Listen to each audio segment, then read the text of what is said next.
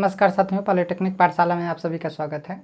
5th semester में आपको PLC, SCADA और माइक्रो कंट्रोलर सब्जेक्ट आपको पढ़ाया जा रहा है, ठीक है, जिसमें आपका ब्लॉक डायग्राम पढ़ाया जा रहा है पीएलसी का, जिसमें इनपुट और आउटपुट मॉड्यूल के बारे में हमने बताया, इनपुट सेंसिंग डिवाइस के बारे में हमने बताया और आउटपुट तो हमारा जो डिवाइस है उसके बारे में क्या किया बताया। पावर सप्लाई भी बता दिया गया है। और उसके बाद अब आपका दो चीज़ बाकी है इसमें, एक तो जो हमारा प्रोसेसर है, ठीक है, और उसके बाद प्रोग्रामिंग डिवाइस है। तो प्रोसेसर और प्रोग्रामिंग डिवाइस के बारे में हम यहाँ पे क्या करेंगे, डिस्कस करेंगे, और थोड़ा इसके वर्किंग के बारे में भी क्या करेंगे, डिस्कस कर देंगे इसी में, ठीक है। तो प्रोसेसर हमारा क्या है, तो प्रोसेसर में दो पार्ट होता है। पहला पार्ट सीपीयू तथा दूसरा पार्ट आपका मेमोरी यूनिट होता है। एक पार्ट में क्या होता है, सीपीयू होता है, और दूसरे पार्ट में क्या होता है, मेमोरी यूनिट होता है, ठीक है। तो सीपीयू, अब देखिए सीपीयू की बात करेंगे तो सीपीयू पीएलसी का ब्रेन होता है। पीएलसी का जो ब्रेन होता है ना, सीपीयू को बोला जाता है। पीएलसी भी तो एक प्रकार का इंडस्ट्रियल कंप्यूटर है, ठीक है, तो इसमें भी सीपीयू ही ब्रेन है एक प्रकार से। तो सीपीयू पीएलसी का क्या है, ब्रेन है। सीपीयू के द्वारा इंटायर पीएलसी के एक्टिविटीज़ को गवर्न किया जाता है। पूरे इंटायर मतलब पूरे पीएलसी, ठीक है, इंटायर पीएलसी मतलब पूरे पीएलसी के एक्टिविटीज़ को गवर्न किया जाता है। किसके द्वारा, सीपीयू के द्वारा गवर्न किया जाता है, ठीक है। तो सीपीयू पीएलसी का ब्रेन है। सीपीयू के द्वारा इंटायर पीएलसी के एक्टिविटीज़ को गवर्न किया जाता है, मतलब कंट्रोल किया जाता है। और उसके बाद जो है सीपीयू पीएलसी के लिए स्कैन साइकिल परफॉर्म करता है। जो सीपीयू होता है ना, पीएलसी के लिए स्कैन साइकिल भी क्या करता है, परफॉर्म करता है। तो वो स्कैन साइकिल क्या होता है उसके बारे में अभी हम आपको नहीं बता रहे हैं। अभी यहाँ पर बस सीपीयू का मैं काम बता रहा हूँ। एक तो पीएलसी के एक्टिविटीज़ को क्या करता है, गवर्न करता है। जो पीएलसी में एक्टिविटीज़ हो रही हैं उसको क्या करता है, गवर्न करता है। और उसके बाद जो है स्कैन साइकिल भी क्या करता है, परफॉर्म करता है। सीपीयू पीएलसी के लिए स्कैन साइकिल भी क्या करता है, परफॉर्म करता है। सीपीयू में एएलयू, कंट्रोल यूनिट तथा टेम्पोररी रजिस्टर होता है। सीपीयू में क्या होता है, सीपीयू में अर्थमेटिक लॉजिक यूनिट होता है, कंट्रोल यूनिट होता है तथा टेम्पोररी रजिस्टर होता है, ठीक है। टेम्पोररी रजिस्टर का मतलब है कि उसमें डाटा टेम्पोररीली हम स्टोर करते हैं, ठीक है। कुछ समय के लिए हम डाटा को क्या करते हैं, स्टोर करते हैं, फिर उसका यूज करते हैं। तो उसमें एक टेम्पोररी रजिस्टर भी होता है। तो टेम्पोररी रजिस्टर के रूप में कई सारा उसमें रजिस्टर होता है। तो एक तो हो गया आपका ये एएलयू क्या होता है, अर्थमेटिक लॉजिक यूनिट। ये गणितीय प्रक्रिया को परफॉर्म करता है। जो अर्थमेटिक लॉजिक यूनिट होता है गणितीय परफॉर्मेंस करता है, मतलब गणितीय प्रक्रिया को क्या करता है, परफॉर्म करता है।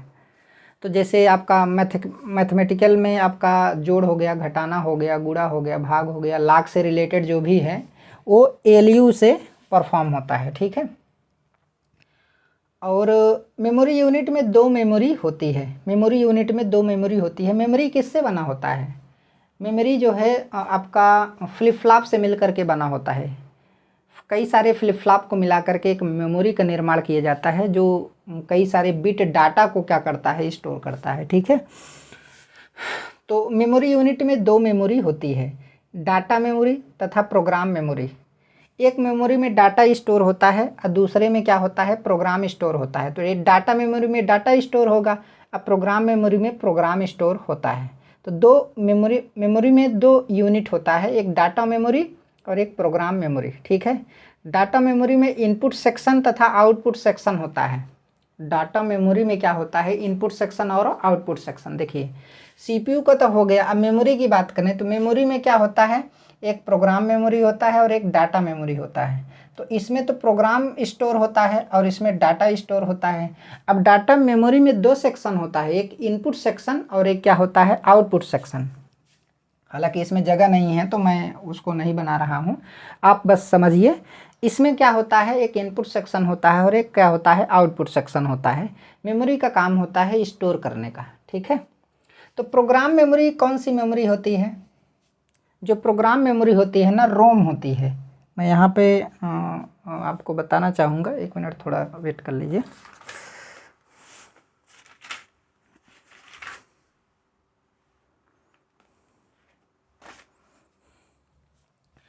यहाँ पे अभी तो लिखना पड़ेगा, ठीक है। इतना पहले हो गया, इसको मिटा दे रहे हैं, फिर उसके बाद जो है आगे लिखाते हैं।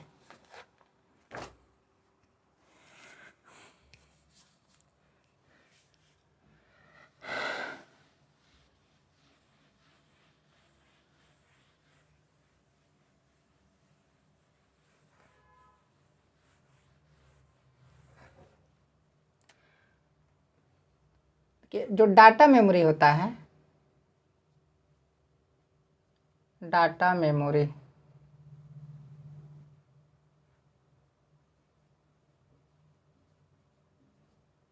डाटा मेमोरी में कौन सा मेमोरी होता है आपका? रैम होता है, ठीक है।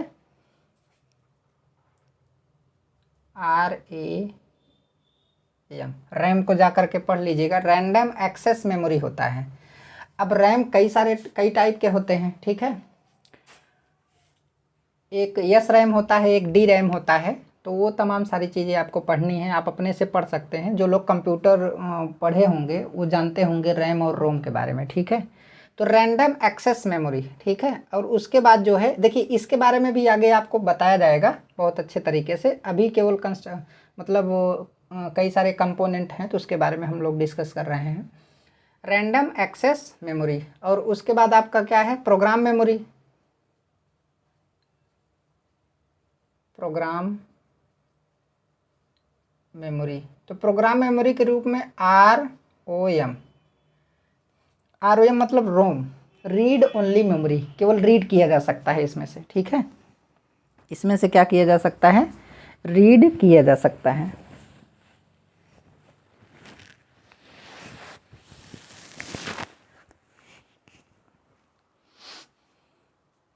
हो गया, तो ये चीज़ आपको पता चल गया होगा। तो प्रोसेसर आपका यहाँ पे समाप्त हो जाता है। अभी प्रोसेसर के बारे में थोड़ा और कुछ जानना बाकी है। देखिए, जब CPU इनपुट मॉड्यूल से डाटा को रिसीव करता है, यहाँ पर अब थोड़ा मैं ऑपरेशन इसका समझा दे रहा हूँ, वर्किंग समझा दे रहा हूँ। ये जो इनपुट सेंसिंग डिवाइस है, जैसे हमारा PLC मान लीजिए किसी प्लांट साइट से क्या हुआ है, जुड़ा हुआ है, तो ये जो हमारा सेंसिंग डिवाइस है, इनपुट सेंसिंग डिवाइस, तो प्लांट साइट से जो है सिग्नल को रिसीव करेगा। सिग्नल किस फॉर्म में होगा आपका? टेम्परेचर के फॉर्म में हो सकता है, प्रेशर के फॉर्म में हो सकता है, इलेक्ट्रिकल सिग्नल हो सकता है, ह्यूमिडिटी के फॉर्म में हो सकता है, ठीक है, प्रेशर के फॉर्म में हो सकता है, एक्सेलरेशन के फॉर्म में हो सकता है, फोर्स के फॉर्म में हो सकता है, स्पीड के फॉर्म में हो सकता है, ठीक है। तो सिग्नल को वो क्या करेगा? रिसीव करेगा। तो सिग्नल को रिसीव करके उस सिग्नल को एनालॉग सिग्नल में वो क्या कर देगा? कन्वर्ट कर देगा। ये जो हमारा इनपुट सेंसिंग डिवाइस जो लगा है उसको। तो अब ये जो एनालॉग सिग्नल है वो इलेक्ट्रिकल सिग्नल है, तो उस एनालॉग सिग्नल को इनपुट मॉड्यूल जो है डिजिटल सिग्नल में कन्वर्ट करेगा। डिजिटल सिग्नल का मतलब है कि 0 और 1 के फॉर्म में उसे क्या करेगा? कन्वर्ट करेगा। तो अब इस डिजिटल सिग्नल को CPU के द्वारा रिसीव किया जाएगा, और रिसीव करके सीधा डाटा मेमोरी के इनपुट सेक्शन में स्टोर कर दिया जाएगा। डाटा मेमोरी के इनपुट सेक्शन में क्या किया जाएगा? स्टोर किया जाएगा। और उसके बाद स्टोर करने के बाद अब CPU के द्वारा जो है इस अभी जो हमारा डिजिटल सिग्नल आया है, जो भी डाटा आया है, यहाँ से डाटा को फिर क्या करेगा? ये फेच करेगा।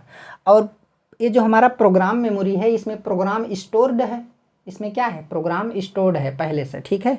तो प्रोग्राम कैसे स्टोर्ड है? यहाँ पर एक पर्सनल कंप्यूटर का क्या किया जाता है? यूज किया जाता है। पर्सनल कंप्यूटर में प्रोग्राम डेवलप किया जाता है। प्रोग्राम को डेवलप करके इसको कहाँ पर स्टोर किया जाता है? प्रोग्राम मेमोरी में स्टोर कर दिया जाता है। देखिए होता क्या है कि आप कहेंगे कि कैसे प्रोग्राम जो है डेवलप किया गया। जैसे कोई प्लांट साइड है, तो प्लांट साइड में बहुत सारी चीज़ें हैं, जैसे मोटर्स हैं, बल्ब हैं, और उसके बाद ऐसी तमाम सारे सिस्टम्स हमारे क्या हो रहे हैं? ऑपरेट हो रहे हैं। तो ये चीज़ पहले से पता होगा कि हमें इस सिस्टम को कैसे क्या करना है, इसकी स्विचिंग कैसे करना है, इसे ऑपरेट कैसे करना है, इसे कंट्रोल कैसे करना है। तो उस हिसाब से यहाँ पर प्रोग्रामिंग की जाती है, ठीक है। जब इसमें प्रोग्रामिंग को डेवलप किया जाएगा, और किसके माध्यम से सबसे ज़्यादा प्रोग्रामिंग लैंग्वेज जो यूज होता है वो आपका लैडर डायग्राम है, ठीक है। लैडर डायग्राम में गेट का यूज होता है। गेट किससे ऑपरेट होता है? 0 और 1 के फॉर्म में क्या होता है? ऑपरेट होता है, ठीक है। तो जो हमारा लैडर डायग्राम है उसमें गेट वगैरह का यूज करके उसकी पूरी प्रोग्रामिंग की जाती है। तो इसमें प्रोग्रामिंग को डेवलप किया जाता है।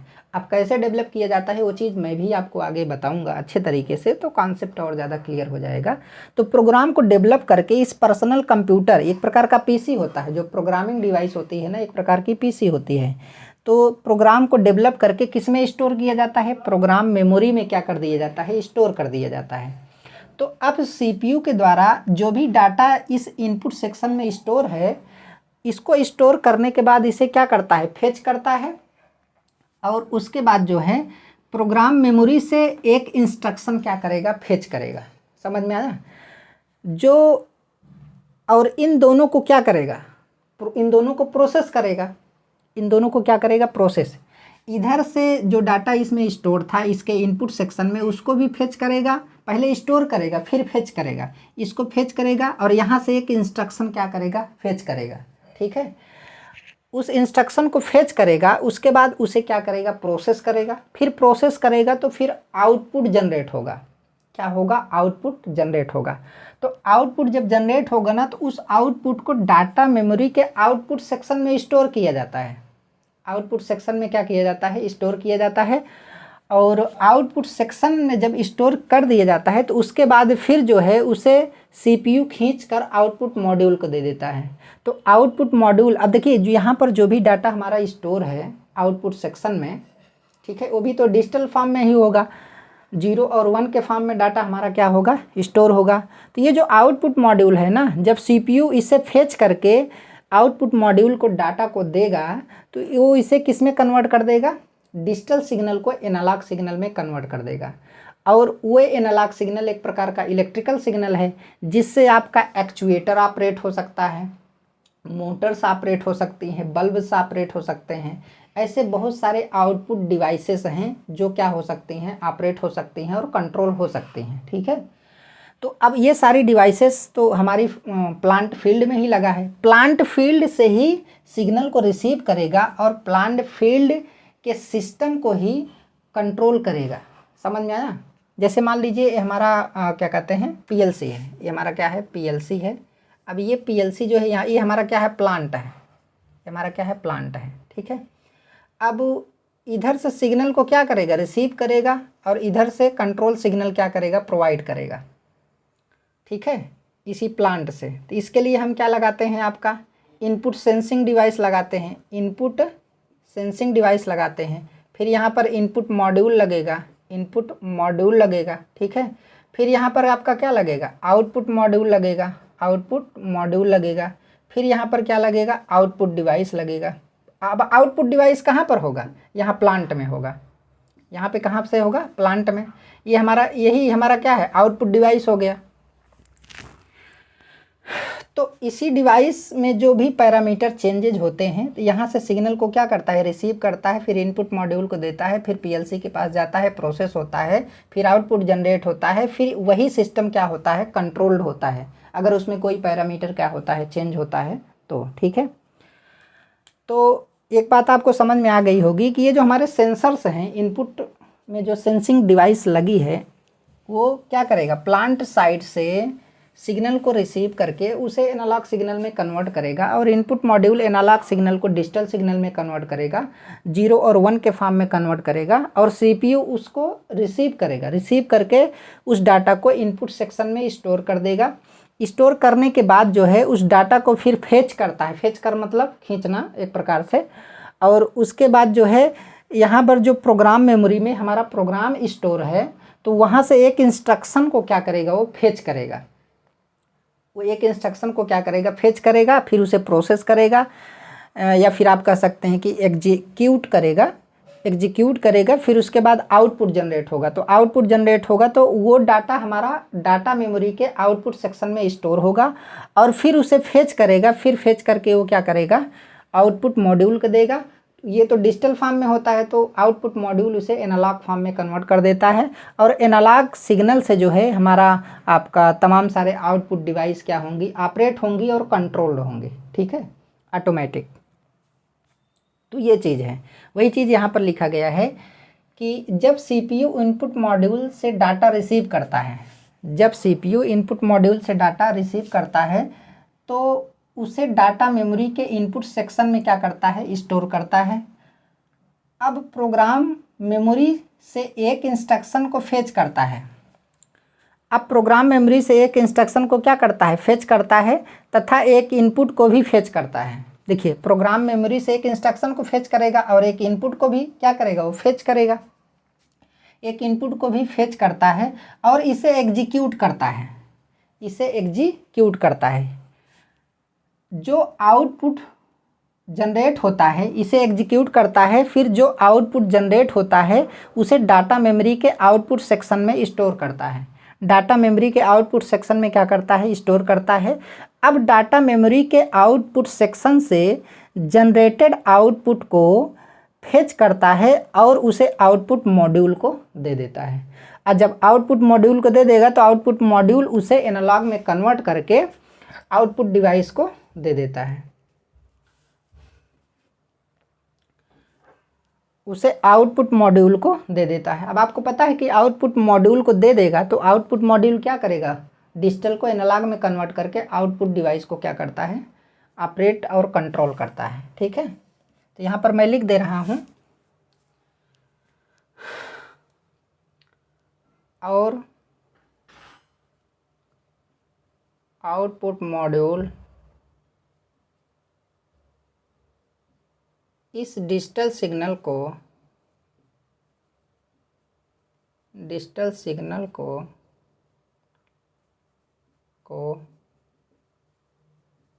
एनालॉग में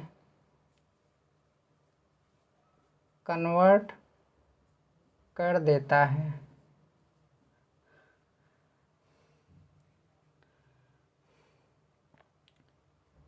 यह एनालॉग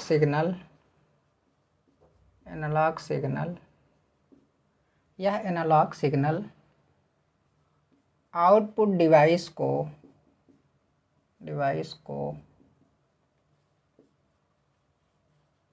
ऑपरेट तथा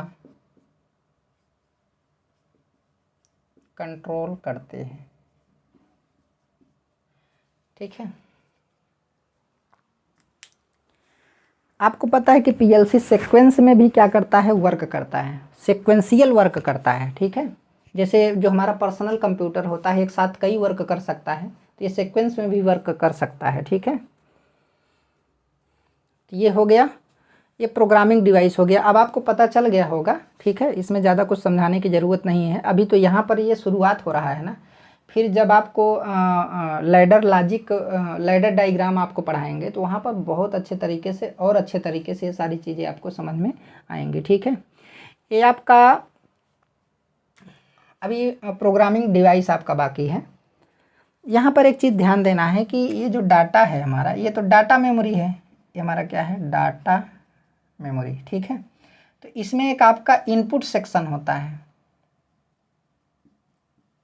इनपुट सेक्शन और आउटपुट सेक्शन होता है। ठीक, तो ये चीज़ आपको क्या करना है, ध्यान देना है। सीपीयू जब इधर से डिजिटल सिग्नल रिसीव करेगा, डाटा रिसीव करेगा, तो इनपुट सेक्शन में स्टोर करेगा। ठीक है, फिर प्रोग्राम मेमोरी से एक इंस्ट्रक्शन फेच करता है और इनपुट यहाँ सेक्शन में जो डाटा स्टोर है उसको भी फेच करेगा, दोनों को एग्जीक्यूट करेगा और फिर आउटपुट जनरेट होता है, तो आउटपुट जा कर के आउटपुट में स्टोर हो जाता है। फिर यहाँ से फेच होता है, फिर आउटपुट मॉड्यूल को मिलता है, फिर हमारा आउटपुट डिवाइस क्या होता है, ऑपरेट और कंट्रोल होता है। ठीक है, तो ये चीज़ आपको समझ में आ गया होगा, और बाकी सभी चीज़ों के बारे में मैंने आपको अच्छे तरीके से बता ही दिया है। अब जो है प्रोग्रामिंग डिवाइस के बारे में थोड़ा डिस्कस करेंगे। देखिए, ये तो थोड़ा मैंने ऑपरेशन बता दिए ना, थोड़ा इसकी वर्किंग बता दिया कि कैसे इसमें क्या हो रहा है। अभी अंदर बहुत सारे, देखिए सीपीयू और मेमोरी के बीच में जो है बसेस लगे होते हैं। इनपुट और आउटपुट मॉड्यूल जो है ना, इनके बीच बसेस होती हैं। जैसे एक कंट्रोल बस होता है, एक एड्रेस बस होता है, ठीक है, और एक डाटा बस होता है। तो ये तीनों बसेस क्या होती हैं उसके बारे में अगर आपके सिलेबस में दिया होगा तो मैं अच्छे तरीके से आपको पढ़ाऊँगा। ठीक है, तो बसेस जो होती हैं ना, वो कम्युनिकेशन करने का काम करते हैं। जैसे मेमोरी से सीपीयू, सीपीयू से मेमोरी, प्रोग्राम से मेमोरी, प्रोग्राम मेमोरी से सीपीयू से देखिए, अब जैसे अब यहाँ पर सीपीयू जो है हमारा प्रोग्राम मेमोरी से एक इंस्ट्रक्शन फेच करता है ना, तो उसके लिए भी एक बस यूज हुआ होगा। ठीक है, अब यहाँ पे क्या हुआ, इनपुट में डाटा स्टोर हो रहा है, फिर इनपुट से फेच कर रहा है। ठीक है, तो इसके लिए भी एक बस का यूज़ किया जाता है। बस का मतलब है कि ये कंडक्टर होता है। ठीक है, कई सारे कंडक्टर का समूह होता है। बस जो होता है ना, कई सारे कंडक्टर का समूह होता है जो कम्युनिकेशन का काम करता है, डाटा को एक जगह से दूसरे जगह, दूसरे जगह से तीसरे जगह ऐसे पहुंचाने का काम करता है। ठीक है, उसके बारे में आपको अच्छे तरीके से बताऊंगा। तो ये हो गया। अब हम लोग पढ़ेंगे प्रोग्रामिंग डिवाइस।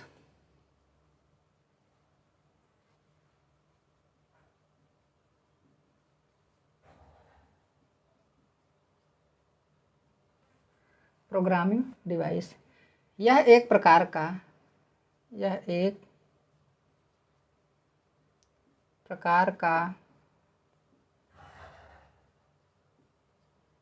पर्सनल कंप्यूटर होता है।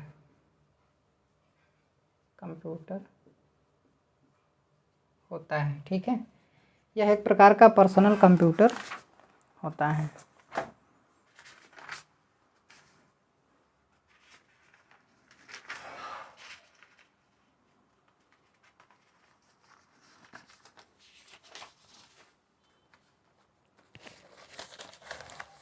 पर्सनल कंप्यूटर होता है।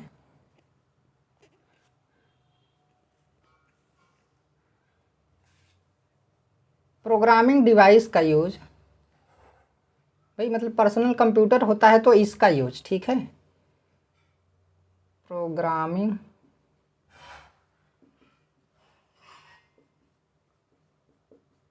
डिवाइस का यूज,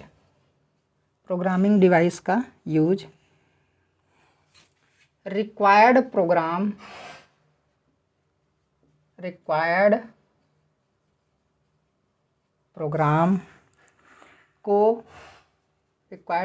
को प्रोसेसर के मेमोरी में,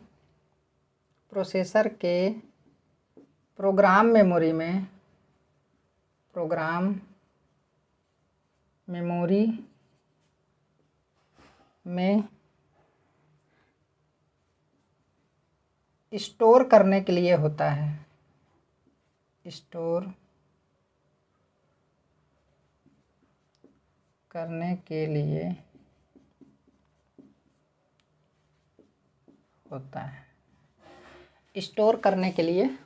ठीक है, मतलब ये देखिए, ये जो हमारा प्रोग्रामिंग डिवाइस है ना, एक प्रकार का पर्सनल कंप्यूटर होता है। तो इसमें हम प्रोग्राम को डेवलप करेंगे लैडर डायग्राम के अनुसार, जिसमें गेट का यूज करके लैडर डायग्राम को डिजाइन किया जाता है। ठीक है, बनाया जाता है।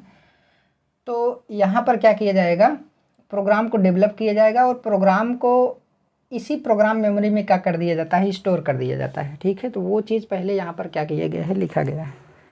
प्रोग्रामिंग डिवाइस में प्रोग्राम को डेवलप करके, ये हो गया प्रोग्रामिंग डिवाइस में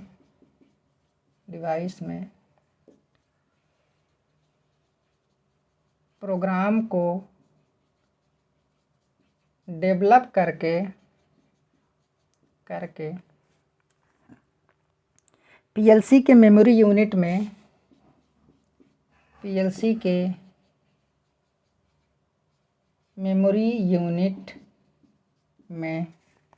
ट्रांसफ़र कर दिया जाता है।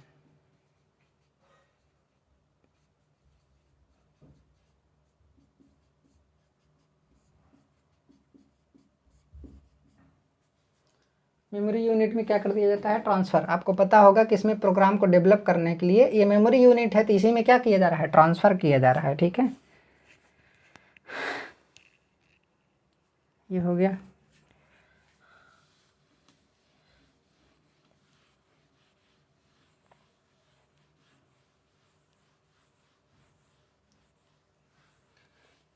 अभी प्रोग्रामिंग डिवाइस की ही बात हो रही है, तो यहाँ पर लिखेंगे प्रोग्रामिंग डिवाइस में ही लिखेंगे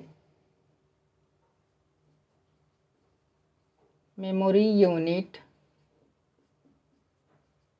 वह जगह मतलब इसमें स्टोर हो रहा है ना, तो वह जगह है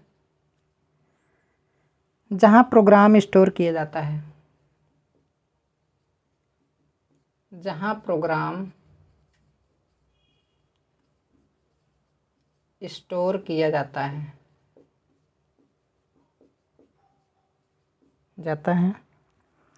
जिसका उपयोग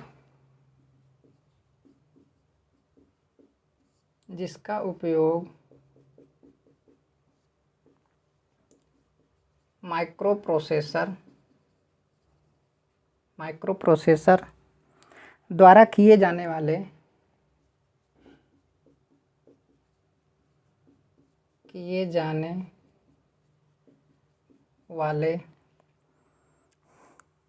कंट्रोल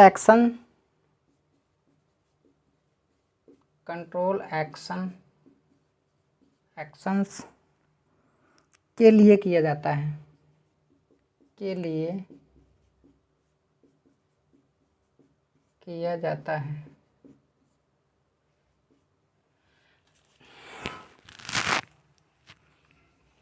तो मेमोरी यूनिट वह जगह है जहाँ पर प्रोग्राम स्टोर होता है जिसका उपयोग, इस प्रोग्राम का उपयोग, ठीक है, माइक्रोप्रोसेसर द्वारा किए जाने वाले कंट्रोल एक्शन के लिए किया जाता है। मतलब कंट्रोल एक्शन परफॉर्म करने के लिए प्रोग्राम का यूज़ किया जाता है। और कंट्रोल एक्शन किसके द्वारा परफॉर्म होता है? माइक्रोप्रोसेसर के द्वारा परफॉर्म होता है, लेकिन इसके लिए प्रोग्राम की ज़रूरत हमको पड़ती है कंट्रोल एक्शन परफॉर्म करने के लिए, ठीक है। तो ये प्रोग्रामिंग डिवाइस हो गया। फिर प्रोसेसर के बारे में भी हमने बताया कि प्रोसेसर क्या होता है। प्रोसेसर एक प्रकार का माइक्रो प्रोसेसर ही है, ठीक है, जिसमें CPU होता है, मेमोरी सेक्शन होता है, एक प्रोग्राम मेमोरी होती है और दूसरा आपका क्या होता है, डाटा मेमोरी होती है, ठीक है। तो डाटा में इनपुट सेक्शन होता है और आउटपुट सेक्शन होता है, ठीक है। और प्रोग्राम मेमोरी से केवल रीड किया जा सकता है, रीड ओनली मेमोरी होता है। और ये क्या होता है? रैंडम एक्सेस मेमोरी, ठीक है। तो मेमोरी के बारे में तो और अच्छा खासे तरीके से अगर सिलेबस में होगा आपको तो पढ़ाया जाएगा। अभी केवल इसके कॉन्सेप्ट के बारे में धीरे धीरे जानने का प्रयास कीजिए। ब्लॉक डायग्राम एक तरीके से क्या हो गया, यहीं पे समाप्त हो गया, ठीक है। तो अगले लेक्चर में अब जो भी टॉपिक होगा वो आपको क्या किया जाएगा, पढ़ाया जाएगा। तो आज का क्लास यहीं तक, धन्यवाद।